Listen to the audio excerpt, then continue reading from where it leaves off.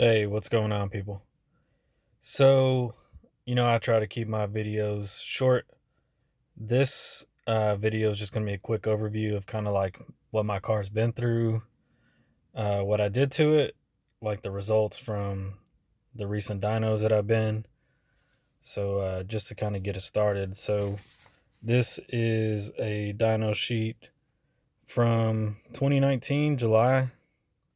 Car made 696 with 666 foot-pound of torque.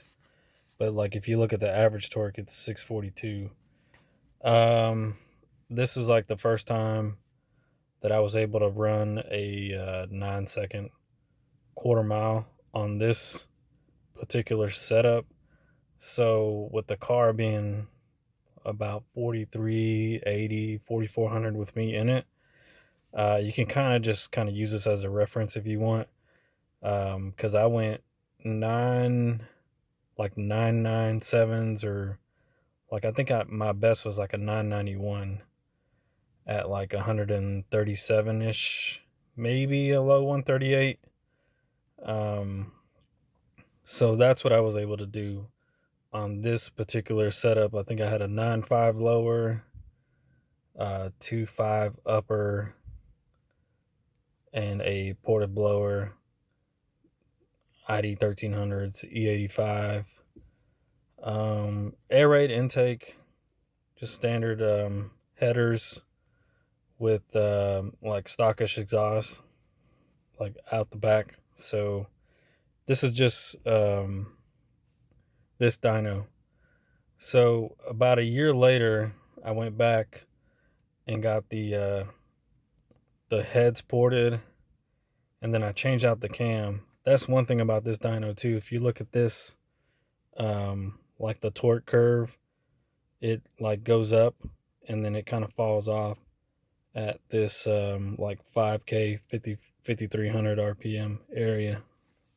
I was running an LS9 cam at the time. So that's this dyno sheet. I don't have an actual dyno sheet of when I went back and did the heads and cam, but with this setup, I was able to go 969s, 970s, like almost real consistently as long as the air was good. Put some ice in the blower setup.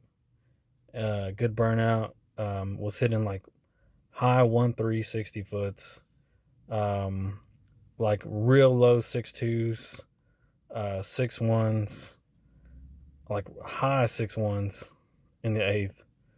I was able to do that with this setup. I don't have the dyno sheet for this particular setup.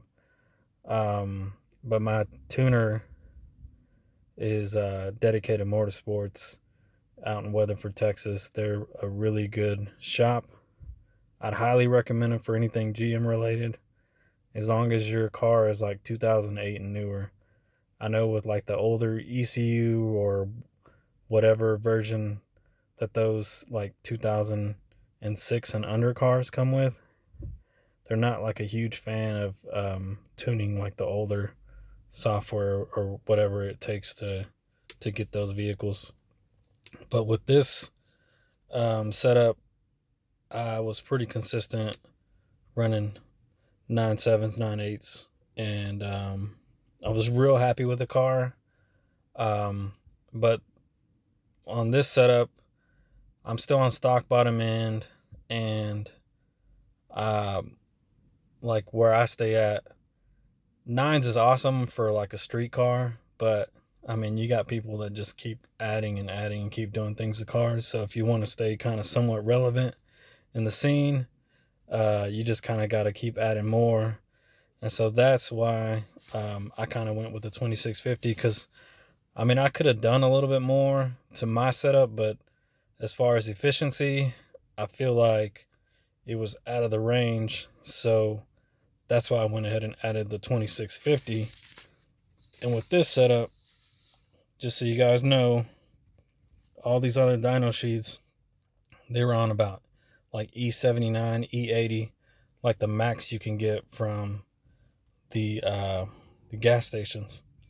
So with this setup, it was about E58, which I didn't realize. Had I known, I would have like specifically stopped at a different fuel station to try and get higher ethanol content. But I mean, I'm not chasing numbers.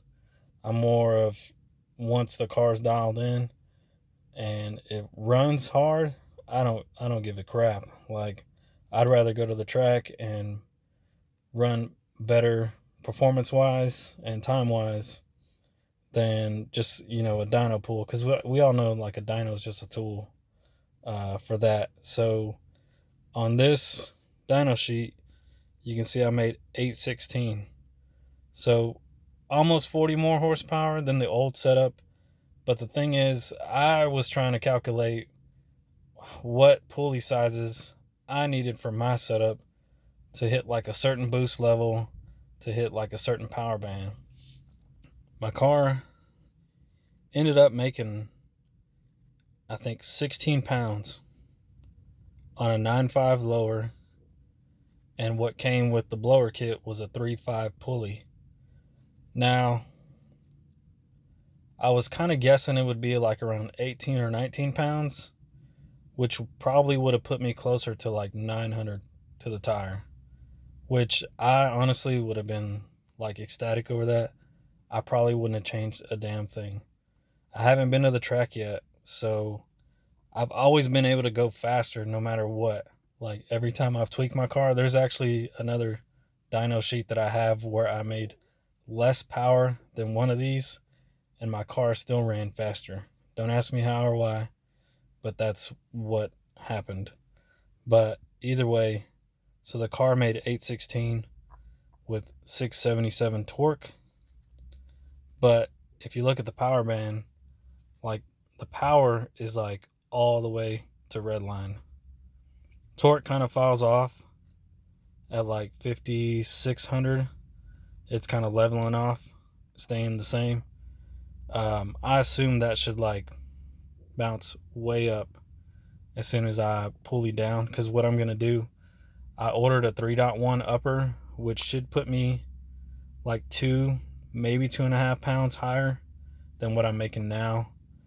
But I'm actually going to go ahead and order like a 2.7 or a 2.8, because I'm trying to do the math and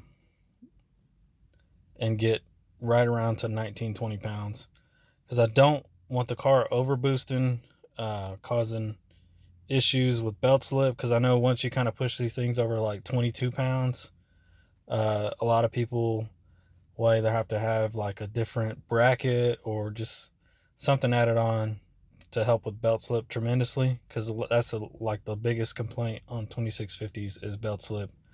So I don't want to have those issues, but I'm also still on stock bottom end, so I really just want the car running strong, and I assume I should be able to run a lot faster than what I have, just based off of just looking at this graph. But I've been meaning to go to the track as well too, so as soon as I get those numbers, I'll fill you guys in. But yeah, that's pretty much it. So on 16 pounds, stock bottom end, ported heads, E85,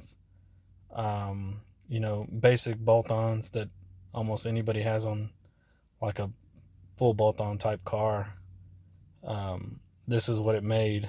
So with just a little bit more pulley, I can easily see this thing making high 8s, low 9s, and it's not the limit of what a stock bottom end LSA can do, but I don't want to push it any further to where I start having trans problems, or I got to fix this, or just whatever comes up. Like, it's not worth it to me to make like 1,000 wheel and be on the edge of my car having issues. So I know you guys look at it and like, man, that kit is like $7,000. But if you think about it, like, you sell your stock LSA, you sell your lid if you have it, or if you're just going outright to this kit, yeah, it's going to be pretty expensive. But like, the LSA stuff by itself is getting overpriced right now. Like, people are wanting like 4,500, almost $5,000 for like a full kit. Whereas if you buy this kit, like, you might need a few more accessories because you don't have them to run with this this Magnuson 2650 kit. But eventually, like, if you're gonna want more and more, somebody like me, then this might just be the route to just jump automatically to. But if y'all have any questions or whatever, let me know. I've been kind of delaying it because, like, I got these numbers almost a week ago. Actually, I didn't get the dyno sheet till late last week, but I already knew what my dyno's numbers were. But it's all good. I'm happy with where the car's at now. I wanted to roll with it for like a month or two, try and hit the track if I can, to see what these numbers would do. And then if it wasn't like exactly what I was hoping for, that's when I was gonna throw the other pulley on there and give it a go then. But if y'all got any questions, email me. You know, I always put my Instagram in there. Y'all can follow me, ask me questions or whatever, and I'll be glad to help if I can. But anyways, y'all have a good one.